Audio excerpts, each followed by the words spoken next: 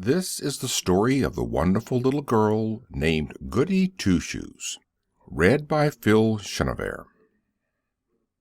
Farmer Meanwell was at one time a very rich man.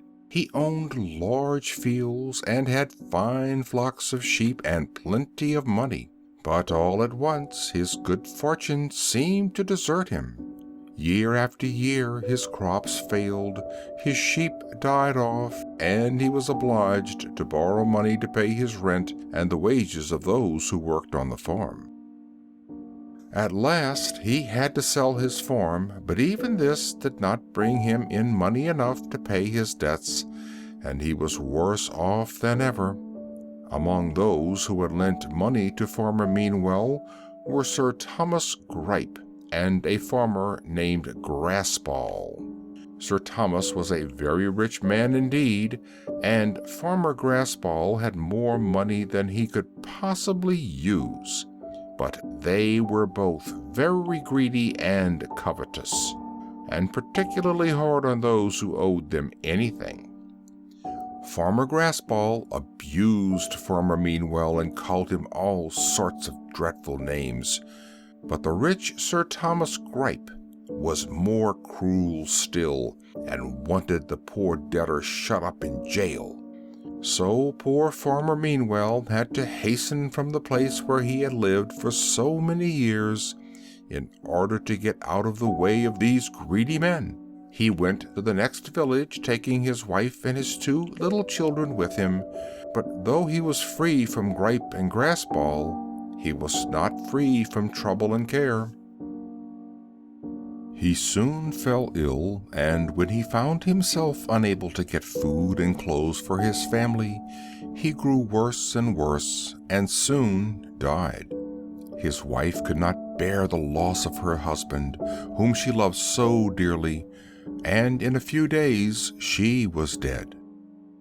The two orphan children seemed to be left entirely alone in the world, with no one to look after them or care for them but their heavenly Father.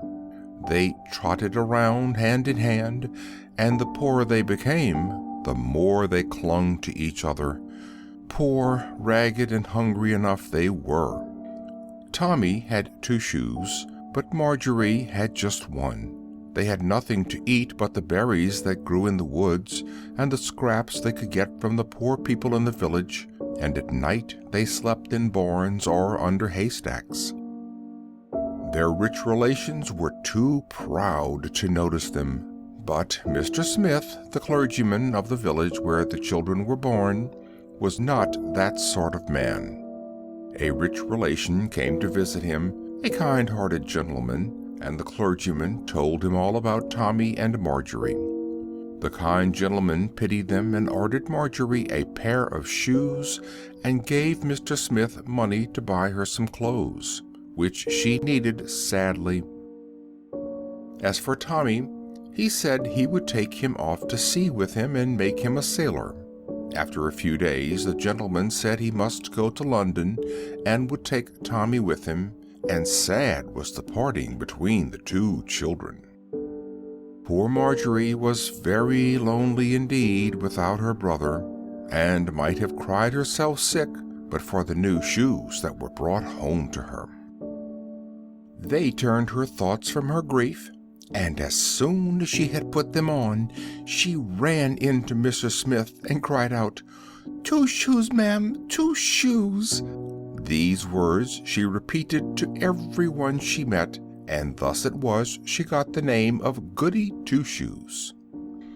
Little Marjorie had seen how good and wise Mr. Smith was, and thought it was because of his great learning, and she wanted above all things to learn to read. At last she made up her mind to ask Mr. Smith to teach her when he had a moment to spare. He readily agreed to do this, and Marjorie read to him an hour every day, and spent much time with her books. Then she laid out a plan for teaching others more ignorant than herself. She cut out of thin pieces of wood 10 sets of large and small letters of the alphabet, and carried these with her when she went from house to house. When she came to Billy Wilson's, she threw down the letters all in a heap, and Billy picked them out and sorted them in lines thus: A, B, C, D, E, F, G, H, I, J, K, and so on until all the letters were in their right places. From there, Goody Two-Shoes trotted off to another cottage, and here were several children waiting for her. As soon as the little girl came in, they all crowded around her and were eager to begin their lessons at once. Then she threw the letters down and said to the boy next to her, "What did you have for dinner today?" "Bread," answered the little boy. "Well, put down the first letter," said Goody Two-Shoes. Then he put down B, and the next child R, and the next E, and the next A, and the next D, and there was the whole word, bread. "What did you have for dinner, Polly Driggs?" "Apple pie," said Polly, upon which she laid down the first letter A, and the next put down a P, and the next another P, and so on until the words apple and pie were united and stood thus: apple pie. Now it happened one evening that Goody Two-Shoes was going home rather late. She had made a longer round than usual, and everybody had kept her waiting, so that night came on before her day's work was done. Right glad was she to set out for her own home, and she walked along contentedly through the fields and lanes and roads, enjoying the quiet evening. The evening was not cool, however, but close and sultry, and betokened a storm. Presently a drop fell on Goody's face. What should she do? If she did not make haste, she would soon be wet to the skin. Fortunately, there was an old barn down the road in which she could find shelter, and Goody Two-Shoes gathered her skirts about her and took to her heels and ran as if somebody was after her. The owner of the barn had died lately, and the property was to be sold, and there was a lot of loose hay on the floor which had not yet been taken away. Goody Two-Shoes cuddled down in the soft hay, glad of a chance to rest her weary limbs, and quite out of breath with her long run, and just then down rattled the rain, the thunder roared, the lightning flashed, and the old barn trembled, and so did Goody Two-Shoes. She had not been there long before she heard footsteps, and 3 men came into the barn for shelter.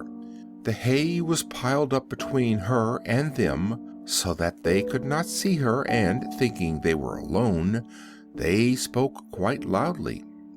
They were plotting to rob Squire Trueman, who lived in the great house in Marjorie's village, and were to break in and steal all they could that very night.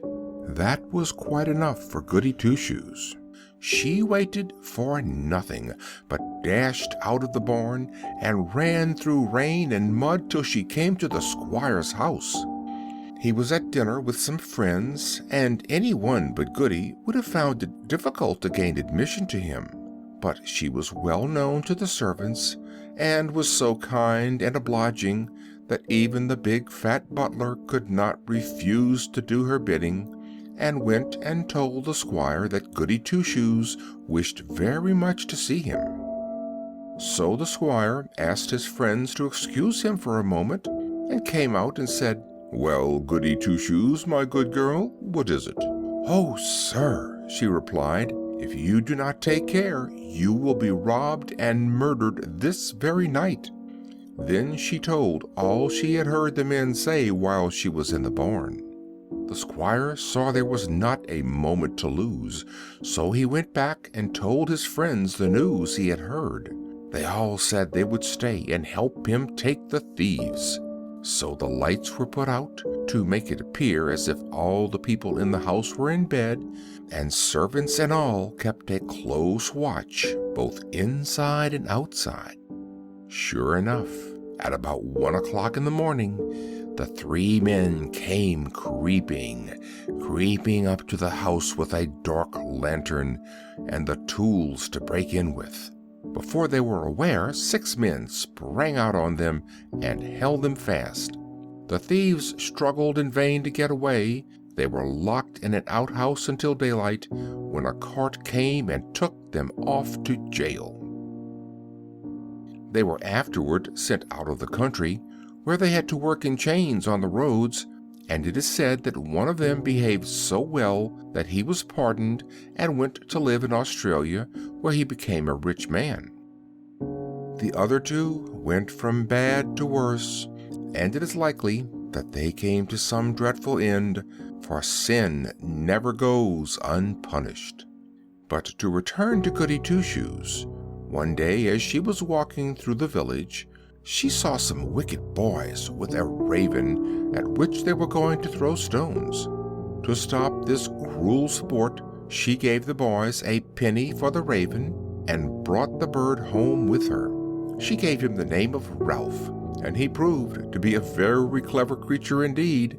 She taught him to spell and to read, and he was so fond of playing with the large letters that the children called them Ralph's alphabet. Some days after Goody had met with the raven, she was passing through a field when she saw some naughty boys who had taken a pigeon and tied a string to its leg in order to let it fly and draw it back again when they pleased. Goody could not bear to see anything tortured like that, so she bought the pigeon from the boys and taught him how to spell and read, but he could not talk. And as Ralph the raven took the large letters, Peter the pigeon took care of the small ones. Mrs. Williams, who lived in Marjorie's village, kept school and taught little ones their ABCs. She was now old and feeble and wanted to give up this important trust. This being known to Sir William Dove, he asked Mrs. Williams to examine Goody Two-Shoes and see if she was not clever enough for the office. This was done, and Mrs. Williams reported that little Marjorie was the best scholar and had the best heart of anyone she had ever examined. All of the country had a great opinion of Mrs. Williams, and this report made them think highly of Miss Marjorie, as we must now call her. So Marjorie Meanwell was now a schoolmistress, and a capital one she made.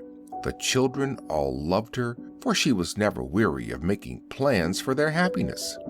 The room in which she taught was large and lofty, and there was plenty of fresh air in it, and as she knew that children liked to move about, she placed her sets of letters all round the school, so that everyone was obliged to get up to find a letter or spell a word when it came their turn.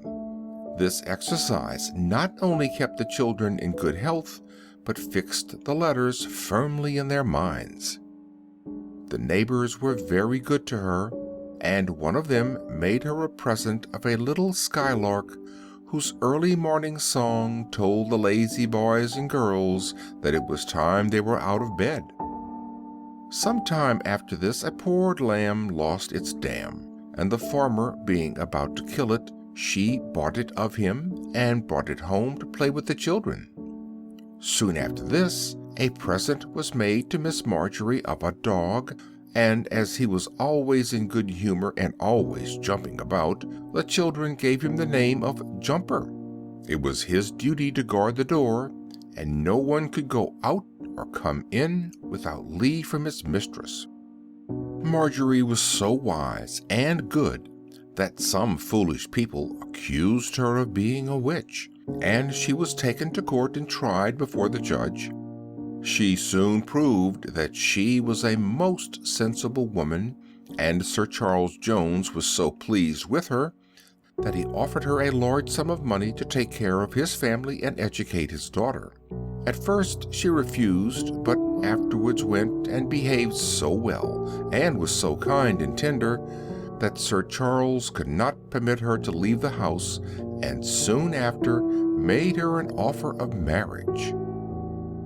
The neighbors came in crowds to the wedding, and all were glad that one who had been such a good girl and had grown up such a good woman was to become a grand lady. Just as the clergyman had opened his book, a gentleman richly dressed ran into the church and cried, "Stop! Stop!" Great alarm was felt, especially by the bride and groom, with whom he had wished to speak privately. Sir Charles stood motionless with surprise, and the bride fainted away in the stranger's arms, for this richly dressed gentleman turned out to be little Tommy Meanwell, who had just come from sea, where he had made a large fortune. Sir Charles and Lady Jones lived very happily together, and the great lady did not forget the children, but was just as good to them as she had always been. She was also kind and good to the poor and the sick, and a friend to all who were in distress.